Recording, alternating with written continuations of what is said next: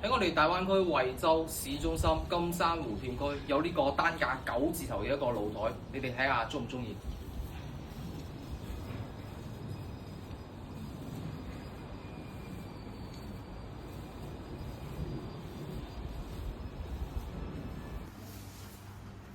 咁依家我哋所在嘅位置咧，就係呢套複式嘅一層喎。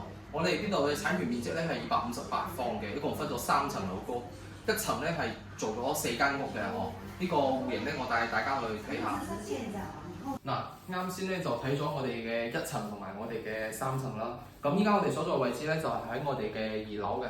2樓咧基本上咧就係住我哋嘅年輕人嘅一個位置啦。咁帶大家睇下我呢一層嘅戶型啦。